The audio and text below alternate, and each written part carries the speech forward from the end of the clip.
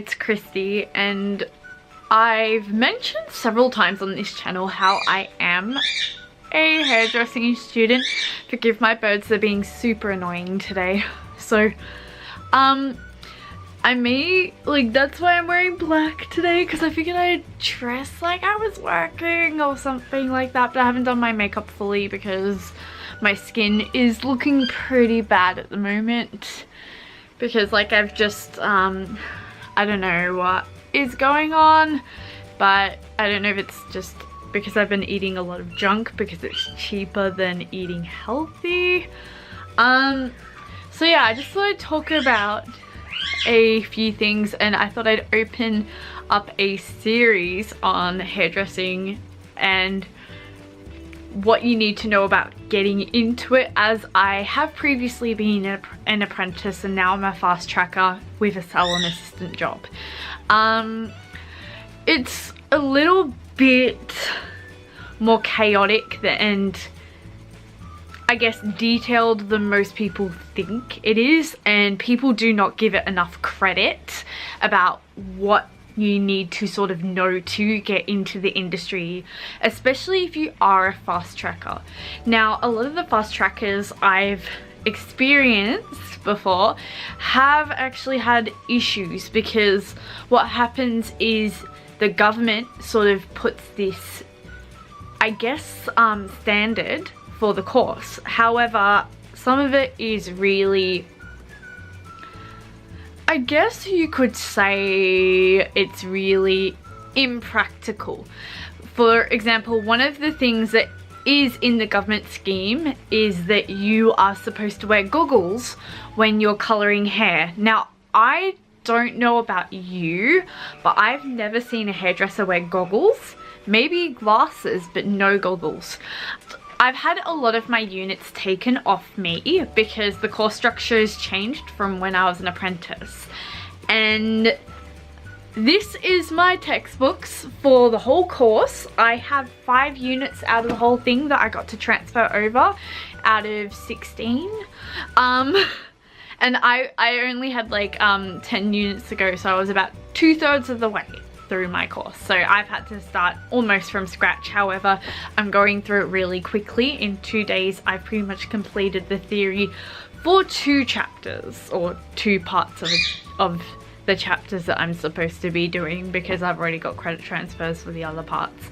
The first thing that I want people to sort of know about hairdressing is you are going to learn about math and a lot of science, including biology and chemistry, and color science, which is like physics and stuff like that.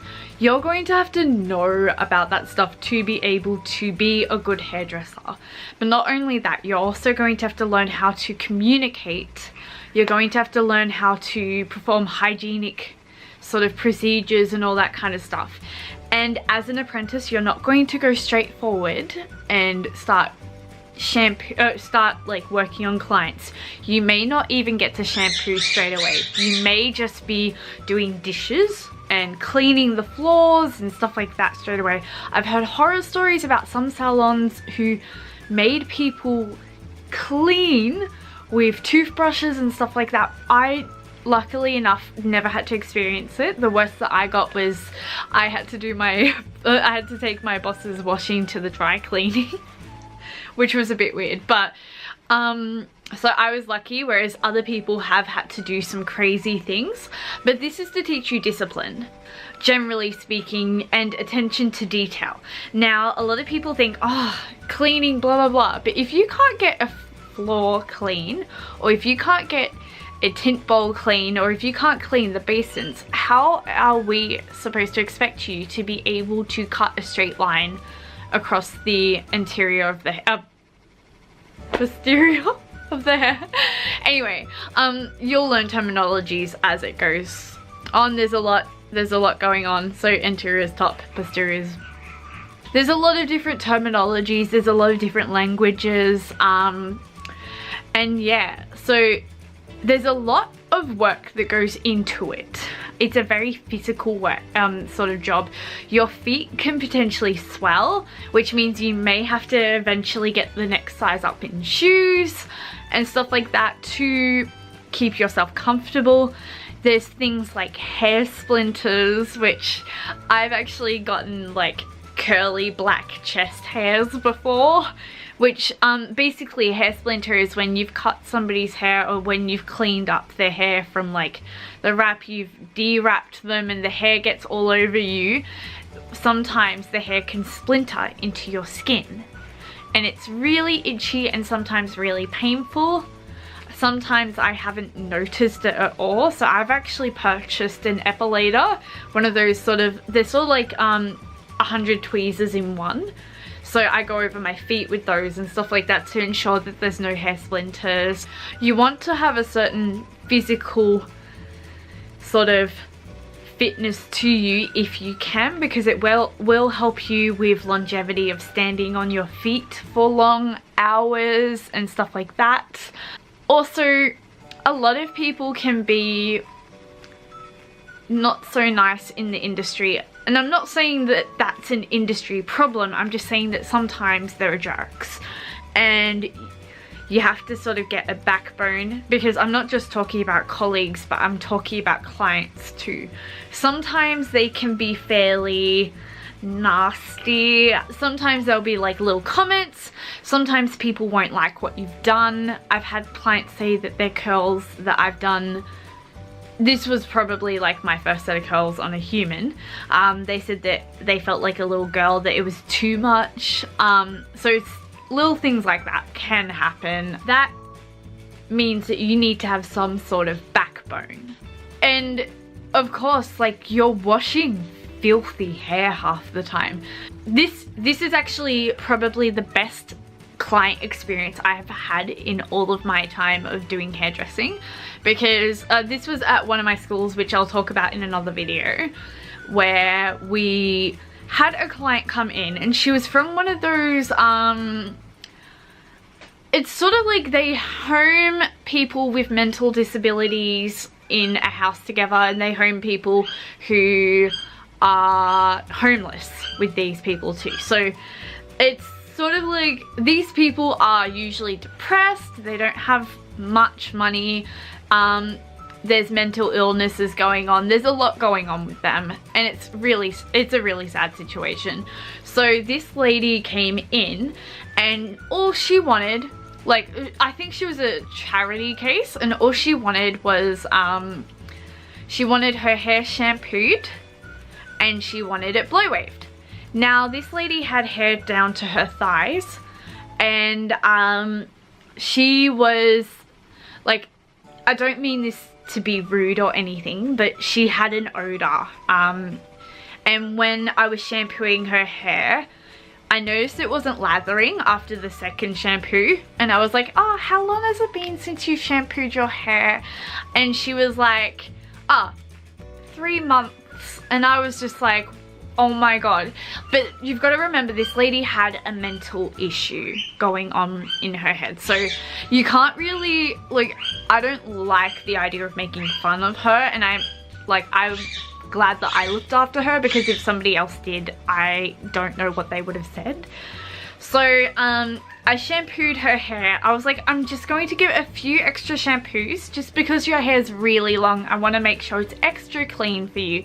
Now after about the 5th shampoo, I was like, this is like, I don't know why it wasn't lathering, because I felt like it should have started lathering by then, and I don't know if it was just I couldn't shampoo to the best of my ability at that stage, or if her hair had so much of a coating on it there wasn't lathering.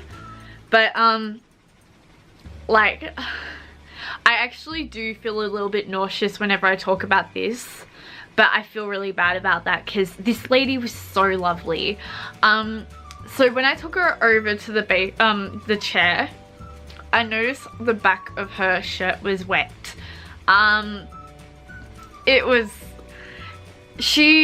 Okay, so I knew that I didn't wet her. She was sweating. However, I felt the need to make her not feel embarrassed. So I was like, look, sorry, I've just gotten your back a little bit wet. I'm just going to blow dry it out. And the smell from it was really, really revolting. It was like fermented fruit. It was bad, and I feel like I'm gonna be a little bit sick talking about it because it was just potent. However, during that experience, I made this woman feel absolutely amazing. I made her feel beautiful. This lady had the most beautiful eyes, by the way, and her hair was silver and down to her thighs. I was just like, you know what, like you would look really pretty if we were to maybe trim the ends one day or something like that, if you're comfortable with it. Your hair color, because her eyes were this amazing blue and her silver hair matched it because she was an older lady, and it looked amazing. Her hair felt really healthy, probably due to all the natural oils.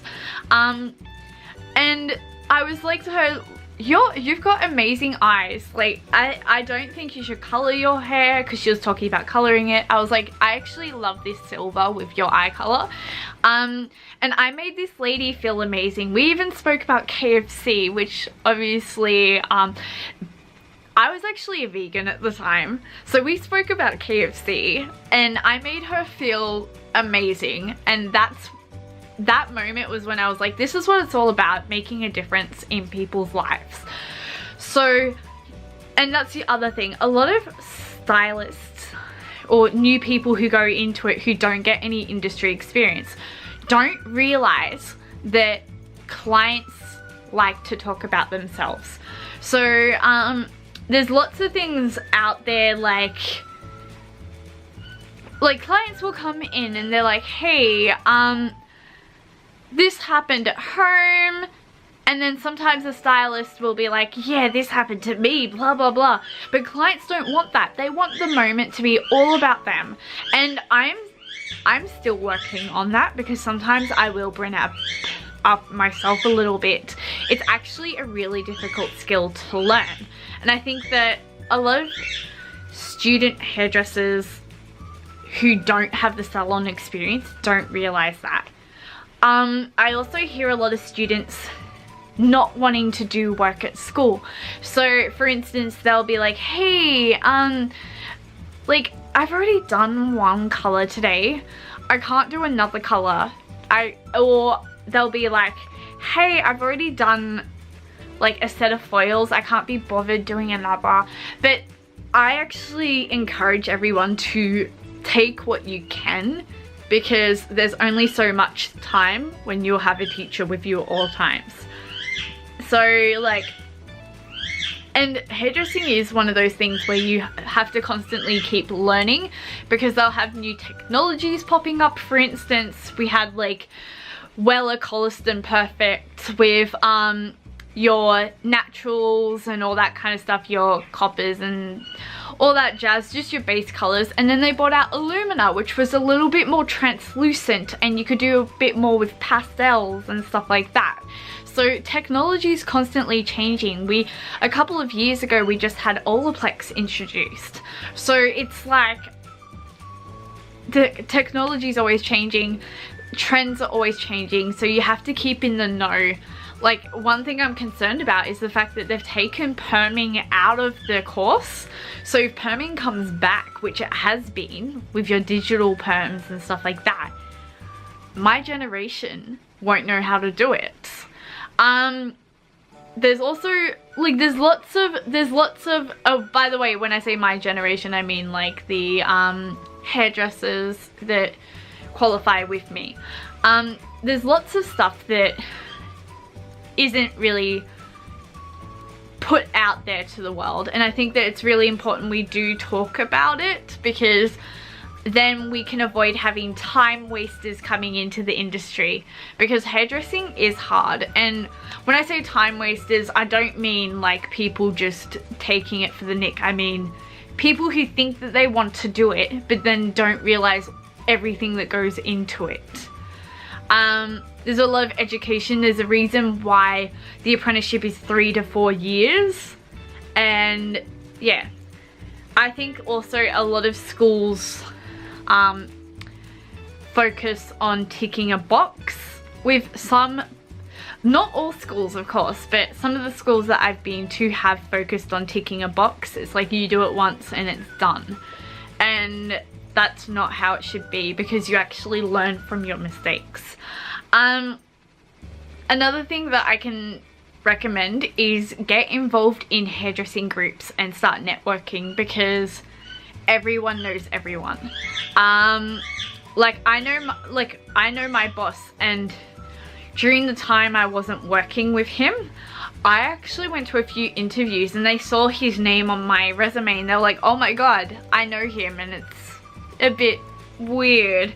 Anyway, so I suppose that will be the first video in this series of a hairdressing student. As I think of more stuff, obviously I'll make it. I'm definitely going to make one about like how you should present yourself, how you should treat people, and the socialness of school. But yeah, there's a lot that I want to talk about. I even want to compare a few schools with each other, because there's a few schools that I've been to, good and bad, due to circumstances, and it's good to know where to go to and where not to go to and what has potential. Anyway, I will leave it at that. I will talk to you later. Bye!